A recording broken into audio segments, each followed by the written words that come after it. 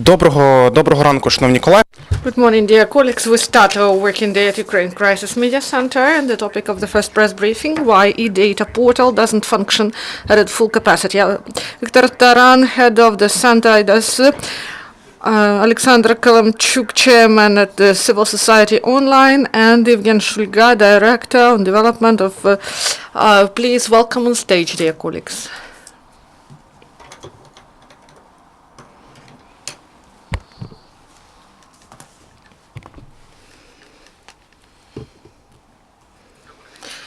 Good afternoon, dear colleagues.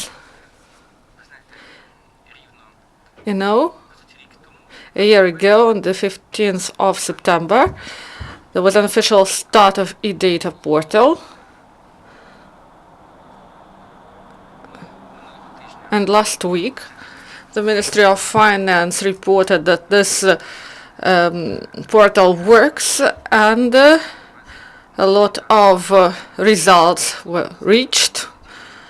And this is one of 10 major achievements of the Cabinet of Ministers during the year, and we as representatives of civil society agree with this. And at the same time, we see that this year, in the work of the portal, there is a number of problems that are objectively and subjectively cannot be are not completed by the authorities to the full extent, and the portal works like this: the bodies, local governments, state enterprises, banks, all those who deal with public finances, they have to report online about all their expenditures, and according to some procedure, they should provide reports on their financial activity, contracts, and public procurement. This transparency is not liked by many, and as of today, we may say that locally, only 45% adhere to this law, and the local government continue to violate the law. They do not want that people see how they spend public funds. There is statistics on state and communal enterprises and central bodies of executive power, so the monitoring in this area continues. I would like to tell you more about this. According to the law, about 80,000 legal persons should report, and as of today, only 33,400 registered. Those of state and public enterprises, the situation is rather difficult, and I would like to tell you why it is important. Firstly, because this is efficiency and effectiveness of public fund use. If all the enterprises and all bodies that should adhere to this law, if they complete this law, so then the public and the bodies will get the instrument in order to follow whether the funds were used correctly or were not used correctly. Other aspect of importance is privatization. Last week, the President announced a list of state enterprises that the government plans to sell in the nearest future. If we look at state enterprises, Evgeny will tell you about it more, we should understand whether investor will come in the environment that exists now. And what is the environment now? The law was adopted 1.5 years ago, and only 15% of what is needed is implemented. And for those who do not know about Ukraine, they will analyze whether they should invest. They study the environment, and if they see that the law is adopted and it is implemented only 15%, then maybe investor won't risk and come to such an environment. And the third aspect is that this is an indicator whether we have supremacy of law and civil society. If we allow this situation to happen, so it shouldn't be like this. The situation should be changed. we search the way how to do this, and Oleksandr will tell you about it. And fourth, this is a technical aspect I wanted to tell you about. This is the law envisages a number of technical conditions that will allow civil society through modern technologies to implement control, and in a year these technical capabilities were not provided to the citizens, and what is envisaged is a difficult task. But the good news is in Ukraine we have a lot of companies that can complete such tasks for different companies, and there is new budgeting process for 2017.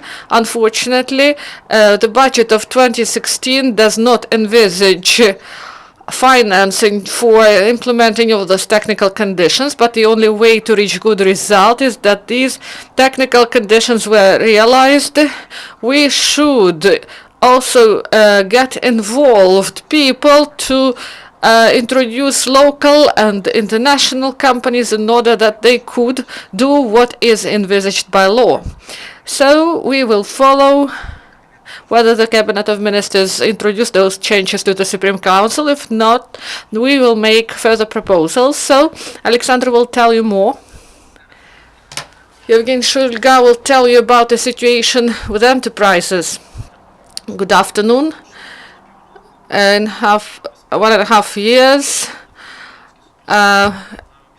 we followed the rates of registration of state enterprises on the portal. State enterprises, the heaviest area among all the budget holders.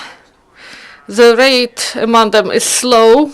The picture you see on the screen is the map that shows in what ministries what enterprises are registered on the portal. So the more deep the color, so you can see here different shades of red color.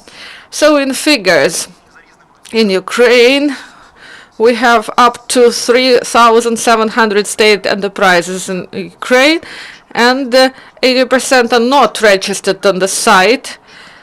So there are some that are in the bankruptcy procedures and have different problems, but despite this, 85% are not registered in this portal. So the rate is so slow. It's about 50, 60 new registrations per month.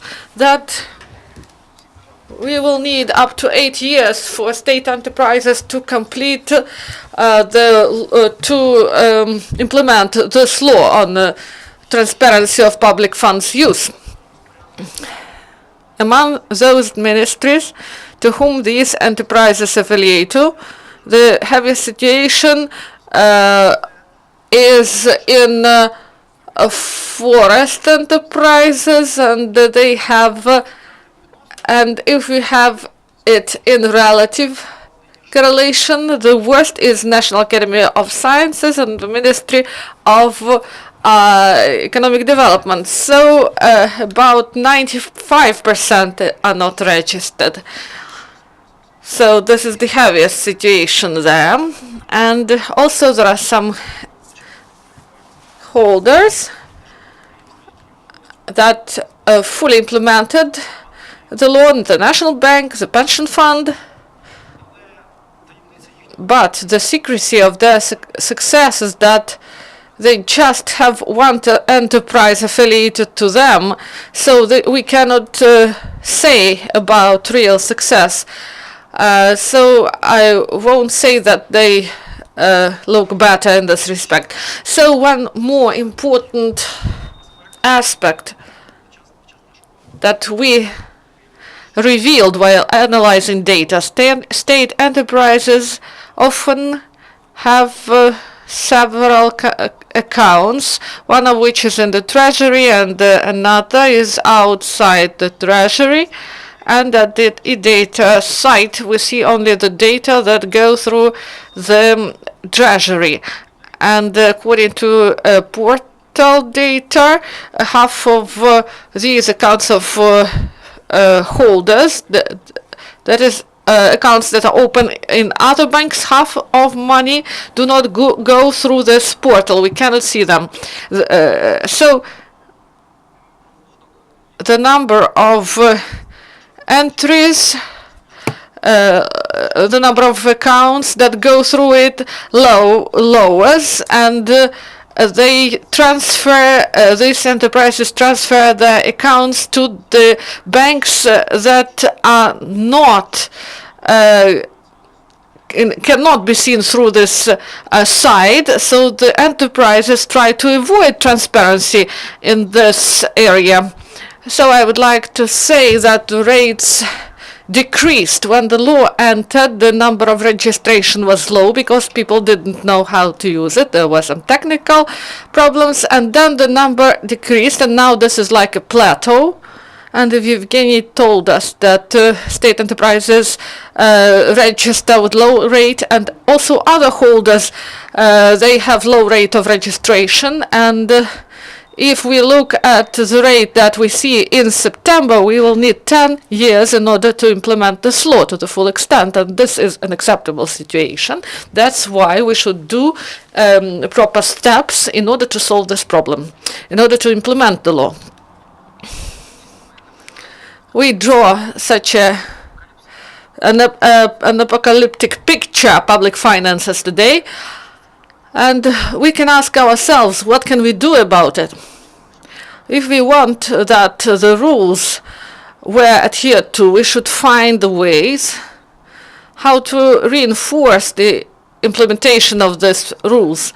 And our colleagues studied the problems connected with the implementation of the law and prepared some corrections to the law. Of course, the law was prepared by Eidos in May of 2013. That's why we undertook initiative to make some corrections, and in July we presented them. We found support among deputies, and Mr. Taran is going to tell us about it. And also, we elaborated a draft law that was registered on the 15th of September. The number is 5061, and Oleksandr Opanasenko will tell us about advocacy campaign. I will tell you a bit later about it. Thank you, dear colleagues. I had the honor to join the process of advocacy and adopting the law 5061 on public financing while it was prepared for the second reading. What I wanted to say, I believe that this law is in top 10 of the most important laws that was adopted by 8th convocation of the Supreme Council. As my colleagues told you, not all the laws, even the best, in our country are implemented to the full extent, and we analyzed the problems. We found some solutions, and as Viktor said, on the 15th of September we registered the law 5061, and we believe that this law will correct those gaps that allow our officials and the representatives of state enterprises and other bodies that they do not open the information concerning public fund use that belong to taxpayers. So what can we say about this law? I would say about two parts of the law. The first is directed at breaching this gap to increase the responsibility and to prevent abuse of public funds. We increase the responsibility and identify clearly the procedures of appeal,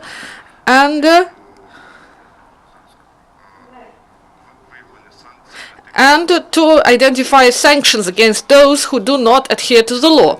I would like to focus on the second part of the law.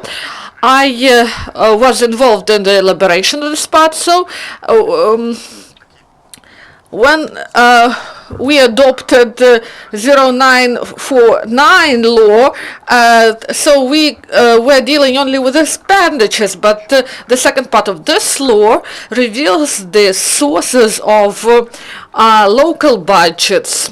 So if we adopt this law, we will be able to see what enterprises and what taxes they pay. Then we can look at the information how state enterprises earn, where money comes from, because we know that there are a lot of cases when state enterprises abuse their situation, and sometimes state enterprises lease their property for minimal value, and then they just are leased further through the intermediaries for higher prices. And I work now on several cases, and you know that everything is done. They do not want to present this information, and this law allows to see not only a local budget on the whole, it reveals all the earnings of state enterprises and allows civil society and the public to see how and in what way the state enterprises use public funds. And of course, we should understand where money comes from to state enterprises and how this money goes to the budget. 70%, 600, 500 enterprises provide 50% of the budget. So who provides more, for example, to the budget of Kiev city? We as civil society, we should demand from power to support the business that provides funds to the budget and gives us the opportunity to be a real state. Thank you, Oleksandr. I would like to say that the authors was Oleksandr Opanasenko, Samopomich faction, and the representatives of People's Front faction, Viktor, Legmudnica, Petr Poroshenko bloc, Oksana Proda, Mykola Savrasov, Radical Party, Yuri Chuzmar, and Igor Popov, and the Liberty Party, Golovko. Part of the deputies were the authors of the first version of this law that were adopted previously, so this is symbolic thing. So in the nearest future we will present our advocacy campaign, we will tell you, and we will ask for support from the journalist and expert community to reinforce our campaign, and we will ask Oleksandr and other colleagues, when there will be agenda established, they should not only vote, they should just promote and advocate this law, because there is first reading, second reading. Remember that we adopted the previous law in 2.5 years, and we hope that this time we will get the results faster. Do you have questions? Please ask. If there are no, so this is the end of press briefing. Thank you very much. Dear colleagues, the next